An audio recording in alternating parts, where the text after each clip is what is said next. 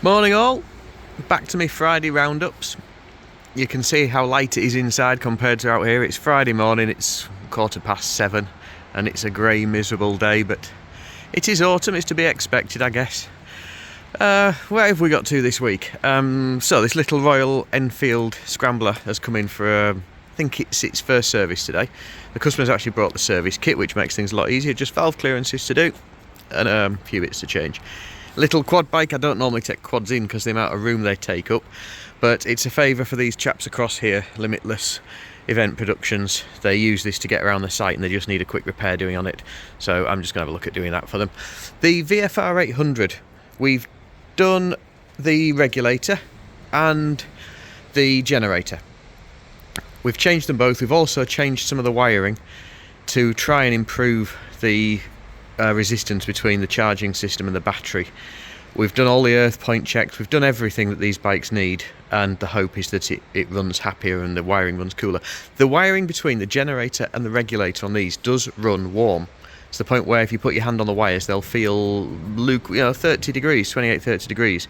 They shouldn't get hotter than that, that's the thing. It's unusual they get warm in the first place, but that's just, some bikes just do that. The CB500, we are still waiting for carburettor kits to come in to clear the leaky float bowl. Should be in today though.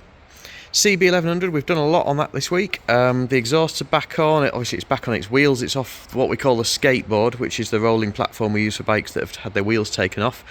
Nice to see it back in one piece really. The instruments are on, carburettors, again I'm just waiting for some last minute parts that I wanted to change on the carburettors. Back order, but they've come in actually, the parts have come in, and we're just waiting to rebuild the carbs finally and put those on. That should only take a couple of hours tops, put them on, get them set up and then get them balanced. Set of plugs to go on as part of all that. The GPZ 750, unfortunately we're still waiting for this footrest hanger. We did chase the engineering company up this week. I know it's a little job for them, it's just one of those that they'll fit in when they can. And we did drop it on them without any notice, but hopefully they'll have that done for us to bring back next week. The BMW, I've done some more wiring and modifications and changes. New starter motors arrived, so that's going on. GT550 barrels, these are some old scrap ones. They were oversized, they're at maximum size and can't be rebored, but we've got some new ones coming. Let's have a look. Hidden around the corner here, I've moved everything around because the customer's coming to get the VFR 800 in about 10 minutes. BMW S1000R, we serviced it back in March. We did its annual service and the customer was riding along a few weeks ago, flashed up service again, so we brought it in, plugged in just to ask why it was, telling him that it needed a service, and it was the 12,000 mile air filter. So the dashboard on these works out how many miles you've done, how many months you've ridden. If you've done 12 months it tells you need a service, and at regular mileage intervals it will flash up and tell you need something doing. I think at 6,000 it's a simple check of something or other. Can't quite remember what that one is. At 12,000 it needs an air filter, and at 18,000 it needs spark plugs and valve clearances. So every 6,000 as you're riding along it will click up that you need another service. If it's 6 months since you had your last annual service, doesn't matter, you still have to get that part of the mileage service done. BMW R65, John has thoroughly gone through this week. He's had 2 days on it to completely pretty much strip it down and put it back together. Everything except the engine's come apart. All the fluids have been changed, all the chassis has been serviced, bearings done. We've put some tubes in the tyres because they were running tubeless, which they shouldn't. Somebody had managed to basically squeeze some rubber valves through the rims. They'd pulled the valves through that hard that they'd stretched the rubber so hard they'd started to come apart, which is not good. If a valve bursts on a tyre while you're riding along, you're going to have an immediate flat and probably come off. So we sorted that out, put some tubes in the tyres, put it all back together. I've had a test ride on it. Now when John was working on it and he did the shaft oil here, which is drained through the bottom, he noticed that not an awful lot came out. He refilled it with, and the oil that did come out actually was a little bit rusty. So anyway, we've given it a quick oil flush and then we've put the right amount of oil in. He's been for a test ride and we seem to have a little bit of a puddle of oil, and it seems to be coming from the bottom of this boot. So I suspect the reason it didn't have much oil in is because this boot's been leaking for a while.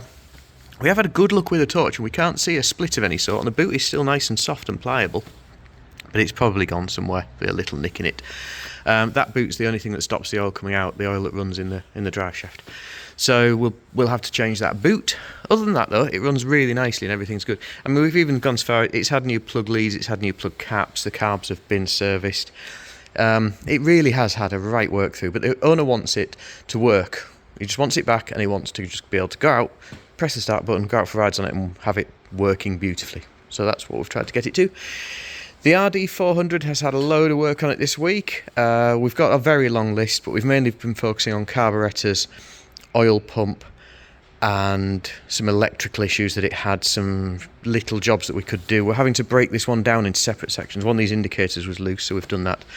And we're just we've created a great long list. We're trying to rationalise that list into sections that we can do per day and do those and then move on to another section. So we're about halfway through its overhaul list.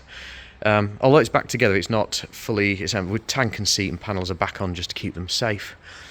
Today we've got a bike coming in to have these 2 tyres fitted.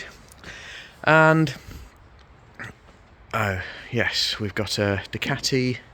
John's working through this Ducati 350, 250 engine cases over there, 350 engine cases here. Customer's given us a big long list of what he wants to do. We did start it several months ago, and then we sort of had to park it while we had obviously our staff issues with Oscar being off and not much time to do bits and pieces, and this being more of a project job. We had to park it for a few months. John's dug it all out to get back onto it. Done some welding repairs. There's some welding repairs needed and a few bits and pieces. This frame, I don't know if you remember, I may have featured it in a previous video. Customer brought this in. It's a Triumph frame. T something or other. I'm not that familiar with Triumphs myself. But he brought this in. He'd had it powder coated. It's been done beautifully. But after the powder coating had been done, he noticed that this lug here was welded on really badly underneath. It was all sort of pigeon weld all across here, and it had clearly come off at some point. It's a side stand lug. Clearly come off and then been very badly welded back on again. So he brought it in, asked if we could do anything. John ground it all off, had a look at it. We told him that the powder coat that he'd just paid a fortune to have done would be ruined. When he got this off, we found that the original frame tube here was pitted and rusted, and it was very, very thin where it had gone through.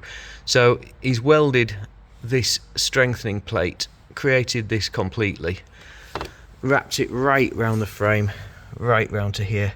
So welded that on first to give it a really strong anchor point, and then re-welded the lug on completely as well.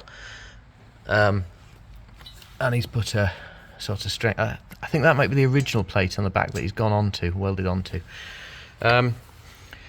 Hopefully that will solve the problems with that. The customer's right. If he had put the side stand on this bike, he's restoring the whole bike. If he put the side stand on, rebuilt it, put it on the side stand, one day likely that stand would have ripped out and his beautifully restored bike would have gone over. And that repair is hopefully going to be strong for the life of the bike.